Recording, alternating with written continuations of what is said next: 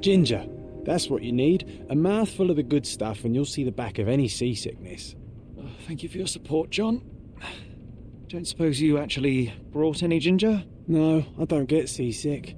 Terrific. Don't worry, Sherry. We've almost arrived at Cordona. I can see land through the porthole. So much for docking by tea time. The captain seemed more interested in his maids than in his maps. Oh, is Sherlock grumpy? Cheer up. We're back where we grew up. It's exciting. What's changed? What's the same? Ugh.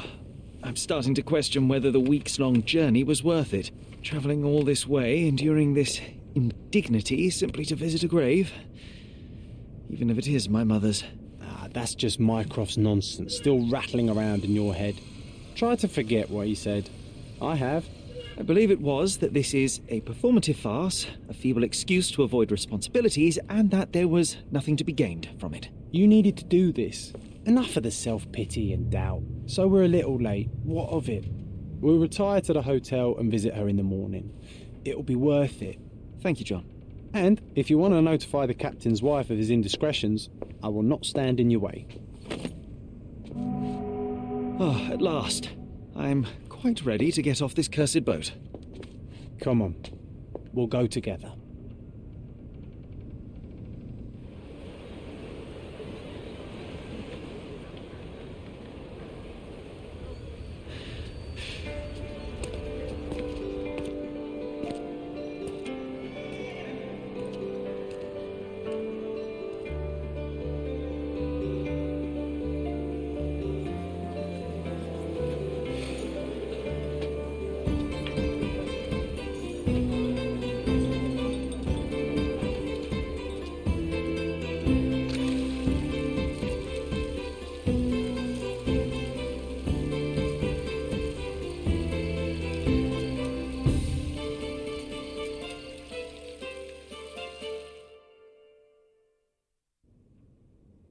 Hey, Sherry, come on, catch up. Yes, yes. Sherlock, don't get lost in this huge garden. Follow the sound of my voice.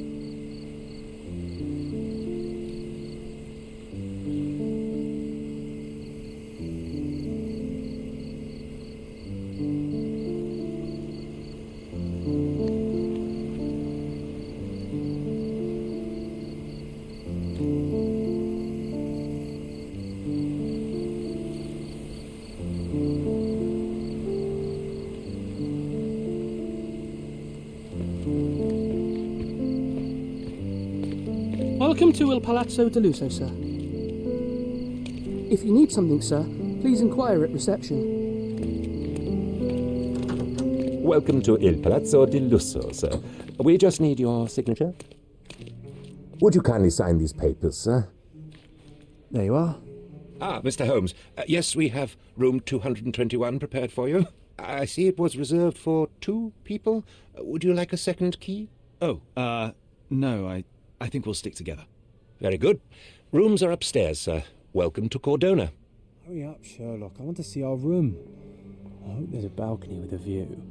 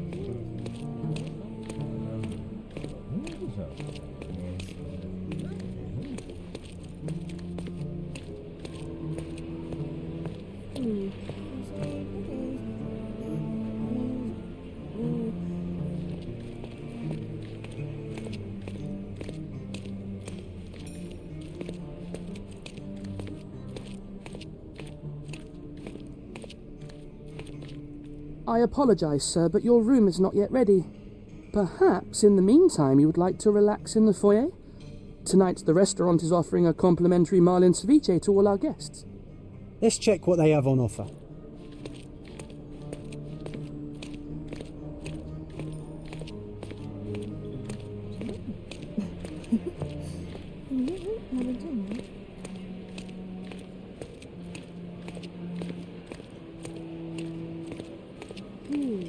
If seafood's not to your taste, everyone loves Benedict's batch. Our poached eggs with hollandaise sauce. Hey, Sherry, just our luck.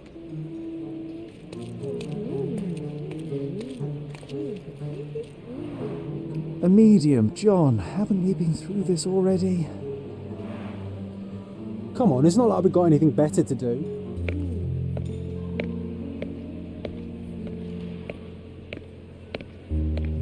Excuse me, sir, but I believe Mr. Galich is conducting a seance at the moment. Perhaps you'd care to have your portrait drawn while you wait? Why? Pardon me? Why should I sit for a portrait? Sir, it's art. It doesn't need a why. It is its own justification. All things require justification, be they objects, systems, or beliefs. How about art as the lens through which we see the truth of the world? That's backward. Truth is not subjective and not complicated. It's just the truth. It either is or it isn't. You do not need a lens to see it, just an open mind. Ha! That seems rather close-minded. Truth, like beauty, is in the eye of the beholder. So tell me, what do you see? Mediocrity.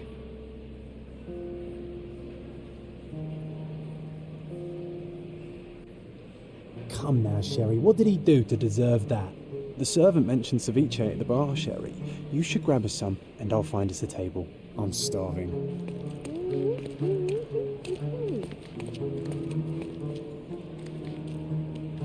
Okay, time to check if John found us a nice table for the evening.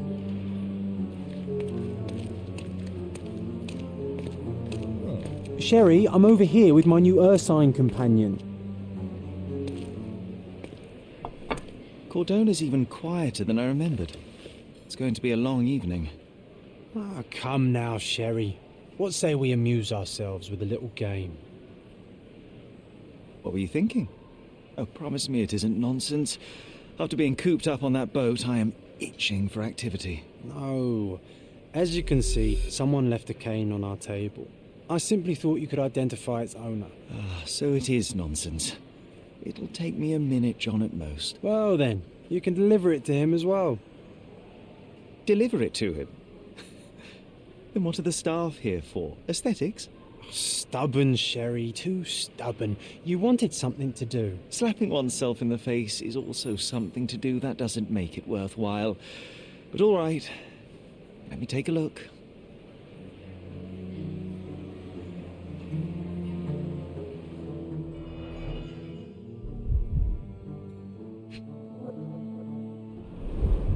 The cane is made of ebony, it's worn uncared for, and bears the scars of numerous hits.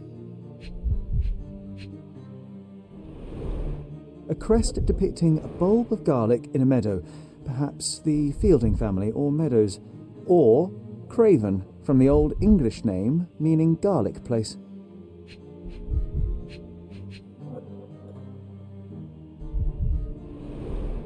The hand grip is a head of a golden Javanese statue, probably stolen from a temple. The dents suggest it has been used as a bludgeon. This cane is an expensive and ostentatious weapon. Its owner must be vain, volatile, and of noble English blood. Take it with you, Sherry. Let's return it to its owner. All right, I hope you noted down your observations in your casebook. But how are you going to find this nobleman?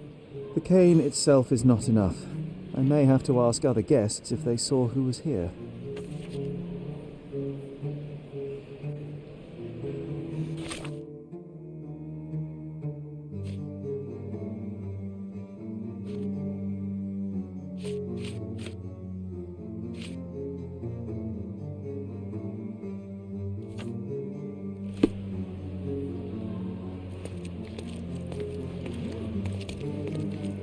May I I ask for your assistance?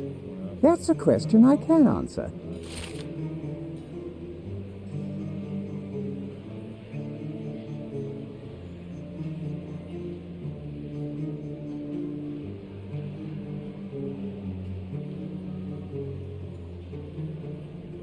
Well, even with your keen senses, Sherry, I doubt you'll find the cane's owner on your first try. And would you be confident enough to bet on it, my friend? Why not? Let's see how good you really are.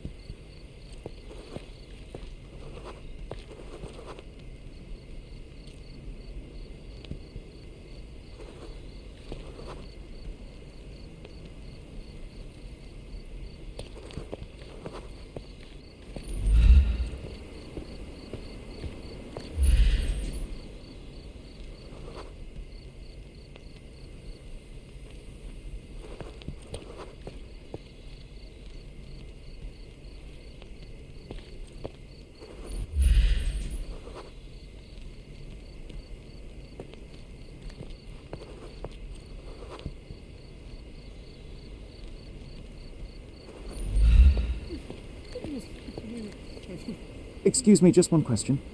My dear fellow, you're talking to the right man.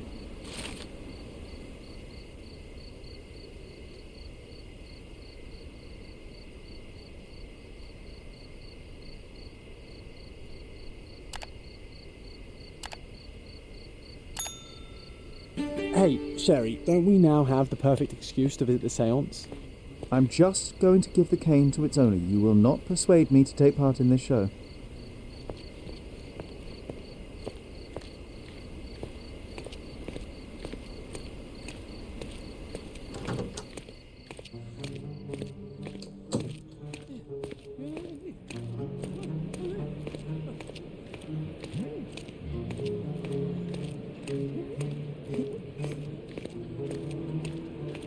Come on, if you hurry, perhaps we'll see the ghost.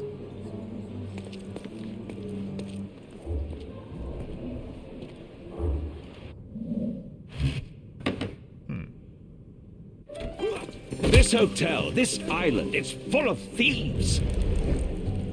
First my cane, now the diamond. Take your hands off me! Do you even know who I am?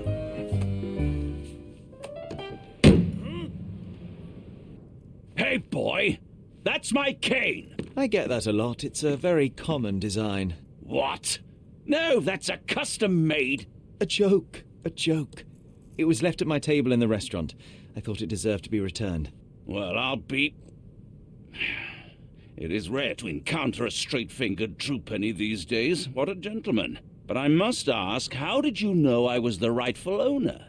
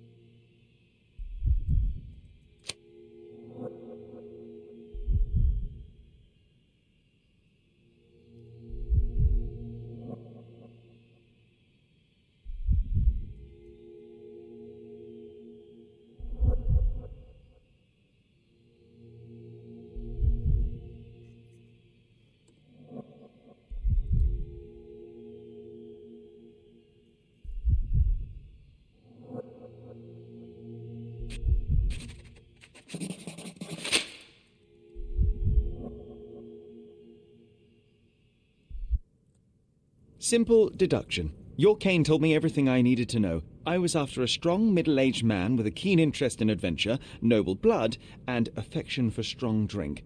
And if one were to go further, one may even be able to extrapolate your name from your heraldic symbol, Lord Craven. Marvellous. Simply marvellous. That's me, Lord Andrew Craven. You are the real medium. You hear that, Emma? Well, you found my cane. Perhaps you can locate my diamond, too. Yes, you should do it. It will be child's play for you, Mr. Holmes. And if a child can do it, then I'm sure the local police can suffice. The police? Why bother? I know this harlequin stole it. The only question is, where is it hidden? Fine. Give me my stick and I'll resolve the matter myself. This thief almost confessed after a single punch. I suspect a beating may result in answers of questionable veracity. Fine. I shall spare you and he the trouble if you first answer me this. You insist the medium robbed you during the seance. But what occurred exactly? It was a dirty trick. We were sitting here in the dark, chanting and holding hands, as expected. Then something began to appear from the medium, like a cloud or a bubble. The swindler called it ectoplasm. Ah, yes. Common in the spiritualist trade, and quite the spectacle. Indeed, perhaps too much. My beloved Emma screamed in horror, and I stood to defend her, attacking that cursed ghost. How brave. But my hand hit nothing. The medium jumped away from me, and Emma fainted. I lit the candle, and the diamond was gone. How does a priceless diamond become the subject of a seance? It is an unusual accoutrement. Emma wished to speak with its former owners. My grandfather told us it belonged to a Rajah, an Indian king. So you were summoning long-dead Indian royalty, and, pray tell, you were expecting him to converse in English? To be frank, Mr. Holmes, I don't believe in ghosts. But Emma was fascinated by the idea of meeting a real king, even a dead one. Well, a crown is a crown. Can you describe the stone itself? A yellow diamond, not less than 100 carats, and perfectly egg-shaped. There is not another like it. Stay here, and don't touch anything. I'm going to investigate further. Don't fret, I'll be keeping a close eye on this thief.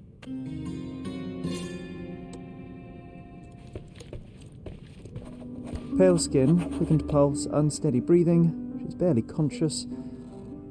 The feebleness of women. Really, Sherry? Poor thing. Quite a display for the tremulous visitor. How can you not love this stuff, Sherry? It adds so much atmosphere to the room. Was this covered on purpose? Of course. It is very dangerous to leave a mirror exposed during a seance. The spirits may become enraged. Or someone may notice the trick they should not see.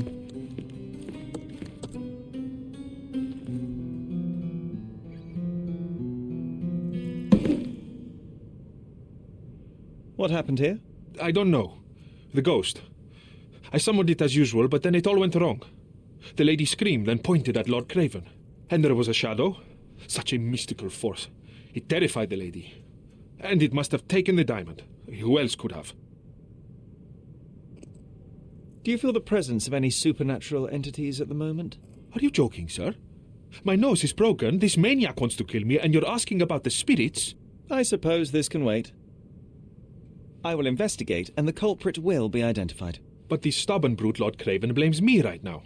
As if I could do something like that. Perhaps you can reason with him? Please? Thank you for helping us resolve the situation, sir.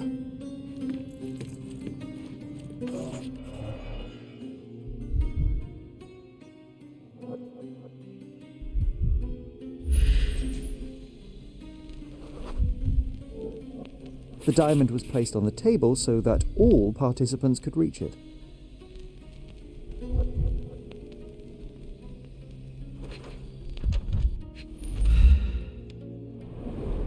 This must be the ectoplasm. Too bad there's not enough for a proper chemical analysis. Ectoplasm? The ghost was here, Sherry.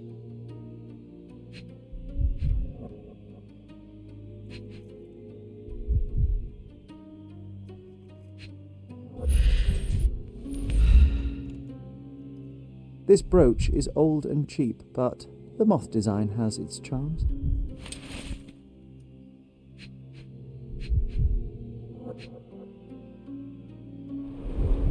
There are light traces of rouge on the edge of this wine glass.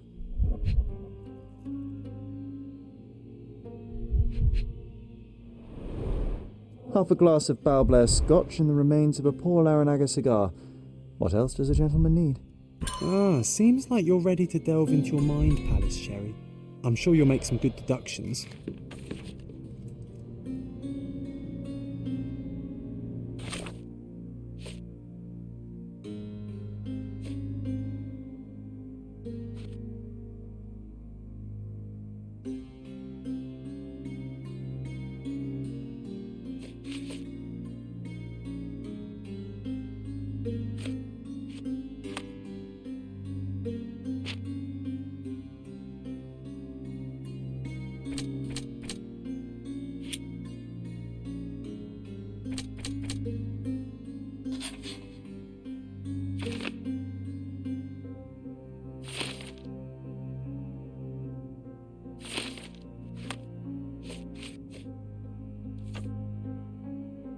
It seems there may have been an unexpected visitor outside the window. I hope it was the ghost of the Raja. This hefty chair has nearly broken after hitting the wall. Could one man even lift it? At Cambridge, I was captain of the rugby team. It was no place for weaklings.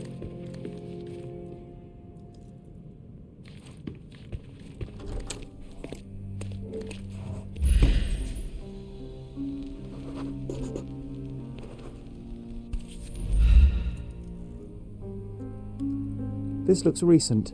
A shoe with a broken heel will surely leave scratches. All right, John. Do you think a ghost could leave this footprint? I'm reserving judgment. Use your keen eye to follow the trail.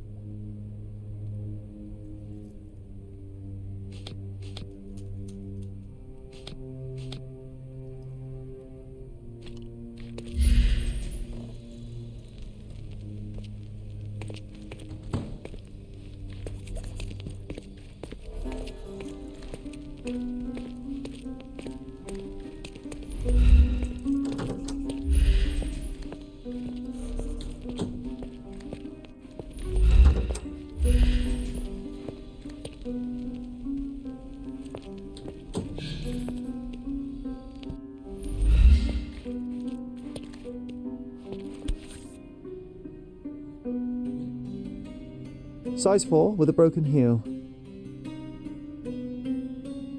Rose D'Amour. All the maids in the hotel wear this exact shoe.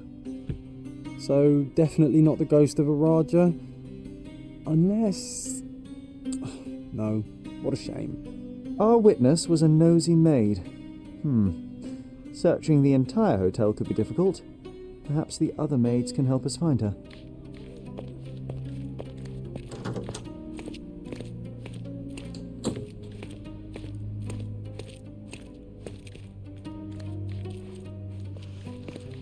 Help me, please.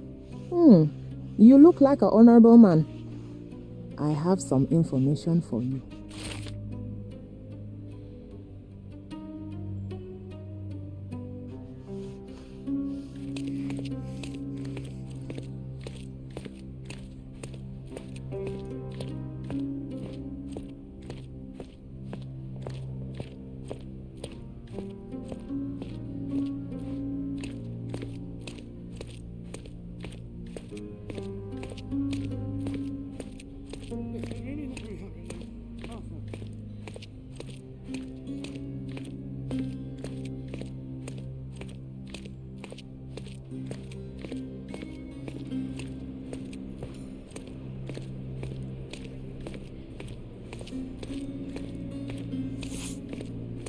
Finally, there you are. One would think a maid would be easy to find in this place. I'm sorry, sir. Do you need more towels? No. You are the maid who saw the ghost in the seance room, yes? How did you know? Simple. You changed shoes after breaking a heel while fleeing the scene. I'm sorry, sir, but if I may ask, who are you? A precious diamond was stolen during the seance. Lord Craven entrusted me with its recovery. I'm sorry, sir, but we are forbidden to discuss the private matters of our guests. Are you also forbidden from peeking into private rooms, Miss? Saletta. Lucia Saletta, sir. Tell me, Miss Saletta, what would your manager say if he knew you were spying on guests? Oh, please, sir, don't tell him. I have a family. I need this work. I won't, but only if you answer my questions truthfully. And don't play coy. I can tell. Describe what happened during the seance. A lady and two gentlemen were sitting at a table, touching their hands to something. The medium started to whisper and chant, and a ghost appeared. A ghost? You're confident? It was unearthly, sir. It grew from the medium's chest. A glowing cloud or a bubble. I pressed closer against the window to see better. And the lady saw you? How did you... Yes! She screamed and pointed, so I hurried to escape, and I broke my heel. But I did see the ghost. A sickly, evil thing. And that's all you can tell me? Did you see any of what happened next? The medium, Mr. Galici, he was doing something with the ghost. He grabbed at it like he was trying to catch it. And then I ran. I suppose I should be grateful you endured these horrors for such a long time. All right, I have your account memorized. Good day. You scared the poor girl, Sherry. Did she really deserve that? We all got what we wanted. She talked. I stay silent. Oh, let's get back to the crime scene. I always love seeing you explain simple things to simpletons.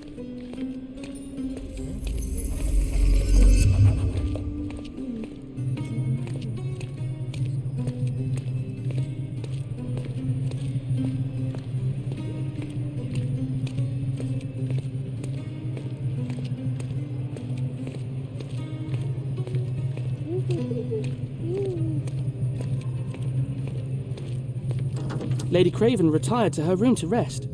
Lord Craven remained here until the staff reported that the medium was locked in his room.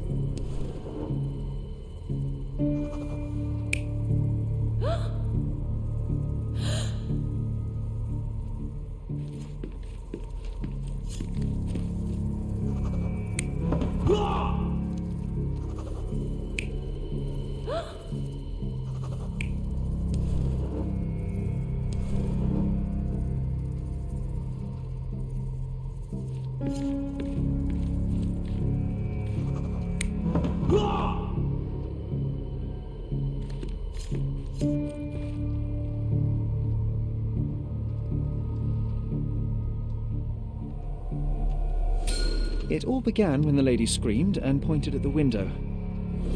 Lord Craven jumped up, ready to face anything, ghost or human.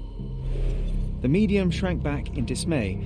He was not expecting such a reaction and had to quickly hide the ghost. The lady was the only one left touching the diamond, at least until she fainted. Amazing. It's like you saw it with your own eyes, sir. Oh, I forgot that you were here. I guess I should discuss all of this with Lady Craven. The Cravens are upstairs in room 226. It is one of our finest suites. If the lady was touching a diamond, then she would have felt the ghost take it. What do you think it felt like, Sherry? A jellyfish?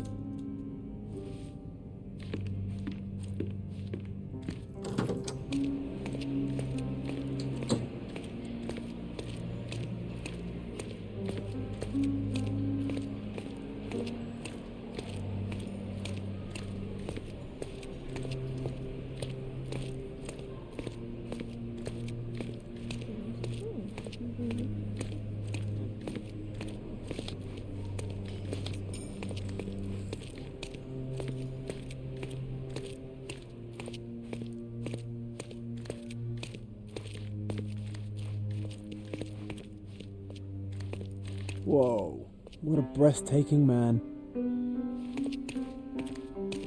Those are the sharp eyes of a man with a bright mind.